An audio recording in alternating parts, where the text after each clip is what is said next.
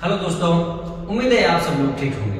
तो दोस्तों आज का वीडियो आपके लिए बहुत ज्यादा इंपॉर्टेंट होने वाला है। क्योंकि इसलिए होने वाला है क्योंकि आज हम बात करेंगे फुल डिटेल में एक एंड्रॉइड फोन के बैकलाइट सेक्शन के बारे में। एक आपके पास फोन आता है जिसमें लाइट नहीं आ रही है डिस्प्ले में, ठीक है, या ग्राफिक्स भी नहीं आ रहे हैं, तो आपको क्या करना है? लाइट नहीं आ रही है तो क्या करेंगे, कहां कहां आपको स्टेप्स फॉलो करने हैं। आपने बूस्ट कॉइल चेंज कर ली है, डायोड रिप्लेस कर लिया है, आईसी को भी रिप्लेस कर दिया है, फिर भी लाइट नहीं आ रही है, तो कहां से प्रॉब्लम हो सकती है, आप कहां गलतियां करते हैं, तो फुल डिटेल में समझेंगे सारी चीजों को।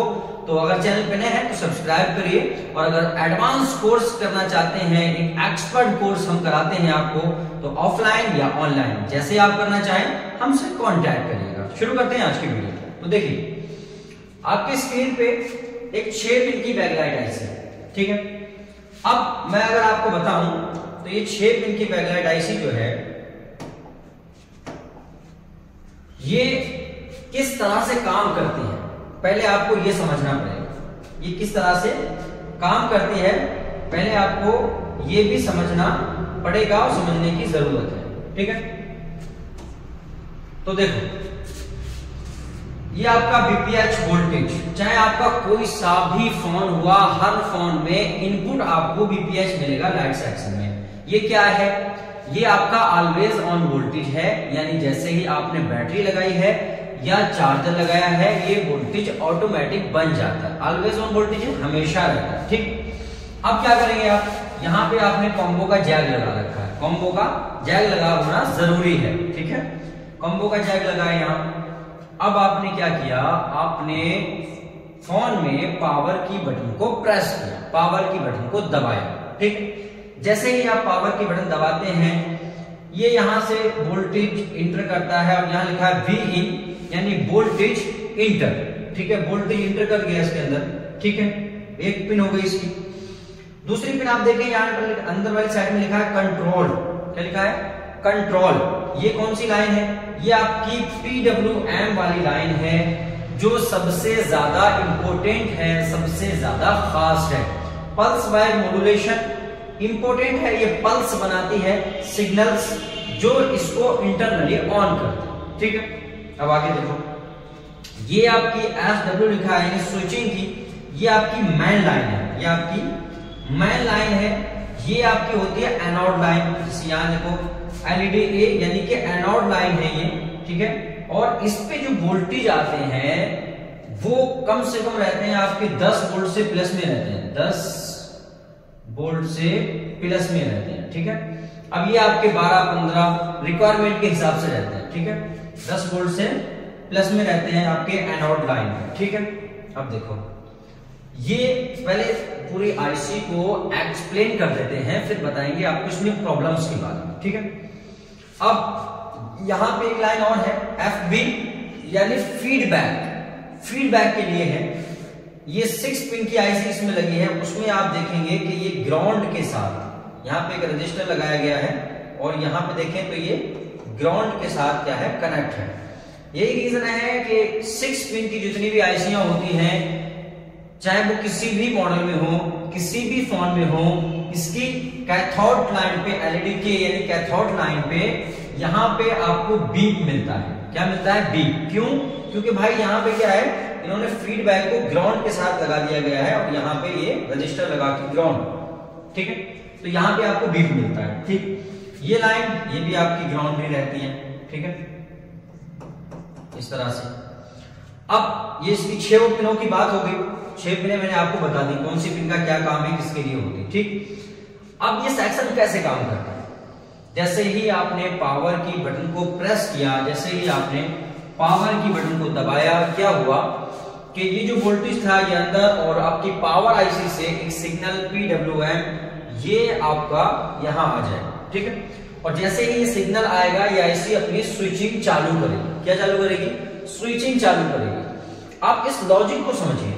देखिए आपकी फोन में जो लाइट आती है वो भाई ये बीपीएच वोल्टेज इसका इनपुट है, और बीपीएच कितना होता है? 3.7 से लेकर 4.2।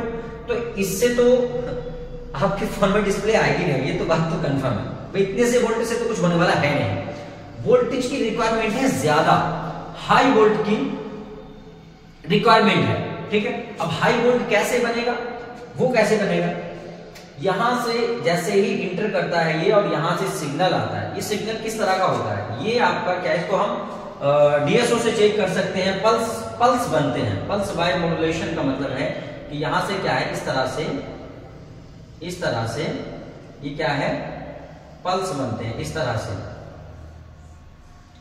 से ये पल्स बनते हैं,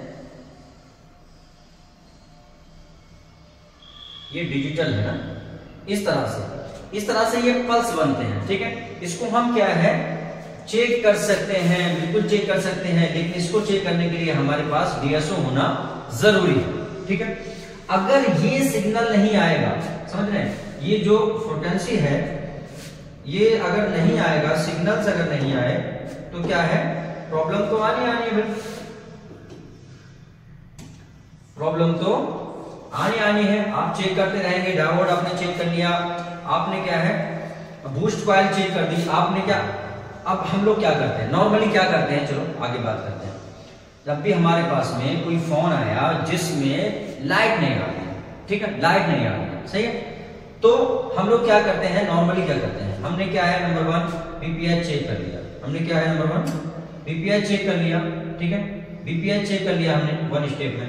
उसके बाद क्या करते हैं, 2 स्टेप में बूस्ट कॉइल को चेंज कर देते हैं, ठीक है। ये बूस्ट कॉइल जो है यहाँ जो आपको स्क्रीन पर नजर आ रही है, ये जो बूस्ट कॉइल चेंज कर दिया।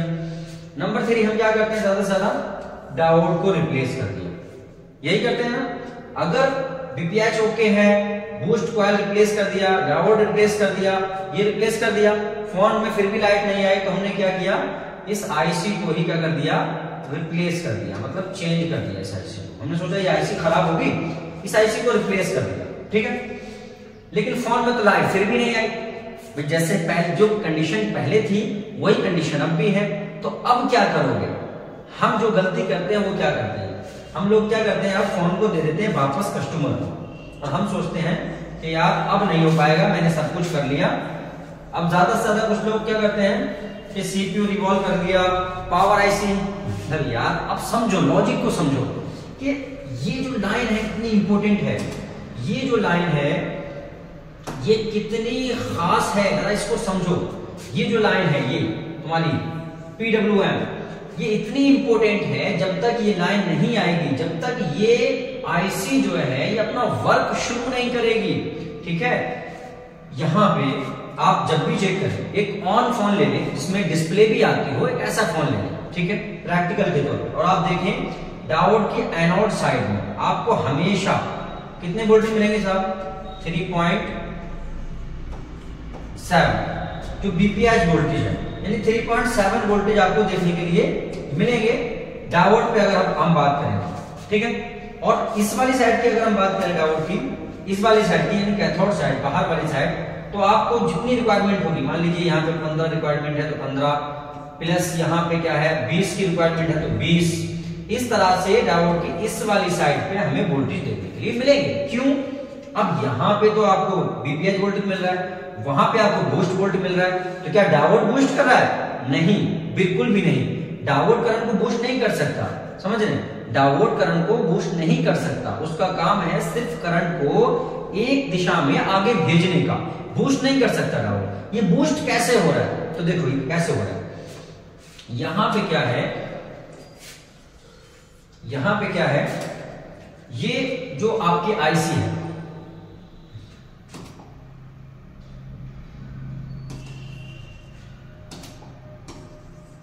ये जो आपकी आईसी है, ठीक है, ये जो आपकी आईसी है, अब कैसे बूस्ट हो रहा है, यहां से जैसे पावर की बटन आपने दबाया, बीपीएच इंटर की, और ये कंट्रोल का सिग्नल जैसे यहां पे इस तरह से रहता है, जो मैंने बताया अभी आपको, ये आपका क्या है, मैंने अभी बताया है, इस तरह से रहता है, ये क्या है फ्रीक्वेंसी होती है चूंकि, तो इस तरह से रहती है, ये एनालॉग है, ठीक है, क्या है, एनालॉग है, इस तरह से रहती है, ये इस तरह से,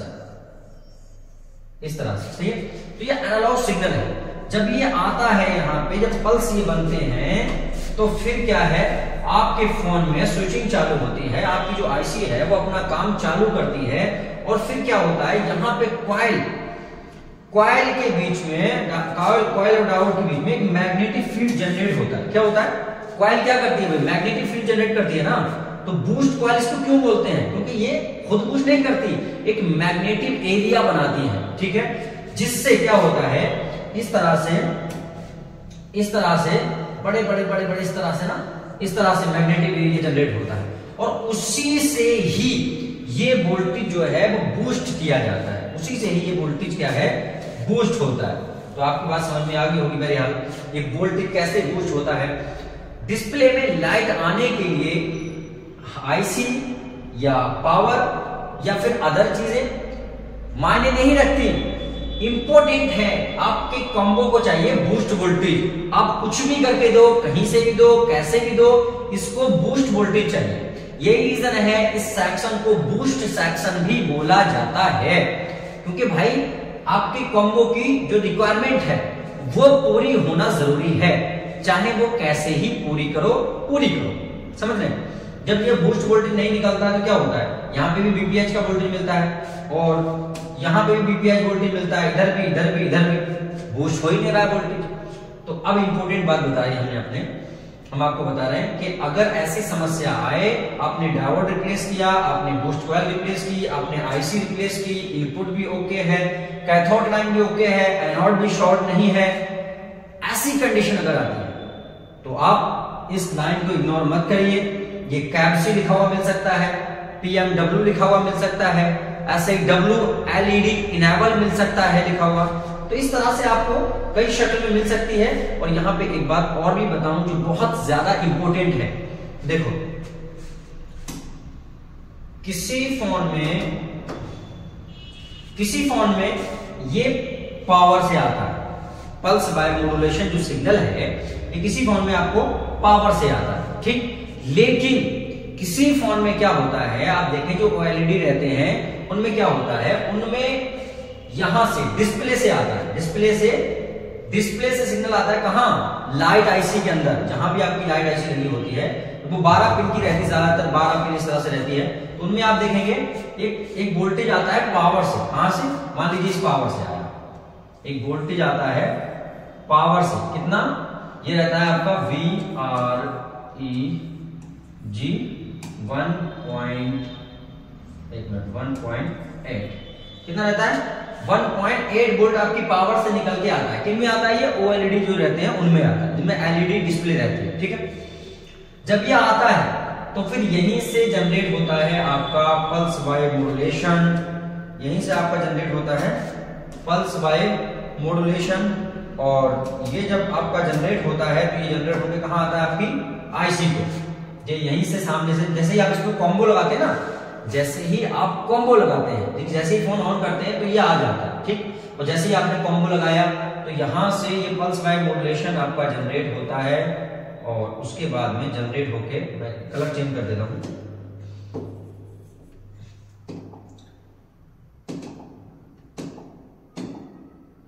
तो यहां से जनरेट होके ये आपका आ जाता है लाइट, मतलब यहां पे आप ये समझिएगा कि एनोड पे आ रहा है, मतलब लाइट आईसी में आता है। अब चूंकि यहाँ पे ये आपकी 6 पिन की है तो इसमें तो यहां से नहीं आएगा, इसमें पावर से ही आएगा। लेकिन जो रहती हैं उनमें क्या है, आपका पल्स बाय मॉड्यूलेशन जो है ये आपको WLED इनेबल के नाम से मिल सकता है, कैप्सी या अदर नामों से देखने मिलेगा। ये आपका डिस्प्ले से आता है आईसी की तरफ, ठीक है, जब डिटेक्शन वगैरह होता है सारा का सारा। तो एक बात यहां पे मैं बता दूं, मैंने यहाँ पे मेन चीज आपको बताई है कि डिस्प्ले सेक्शन, एक बार फिर से रिपीट कर देता हूं ताकि आपको कोई प्रॉब्लम ना हो, और ये सारा का सारा कट कर देता हूं, ठीक है।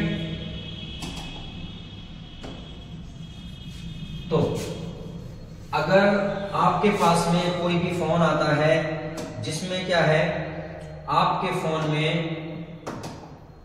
बैकलाइट नहीं जल रही है, लाइट नहीं आ रही डिस्प्ले में, ठीक है, इनपुट चेक करिए, ठीक है, डायोड चेक करिए, ठीक है, बूस्ट कॉइल चेक करिए, ठीक है।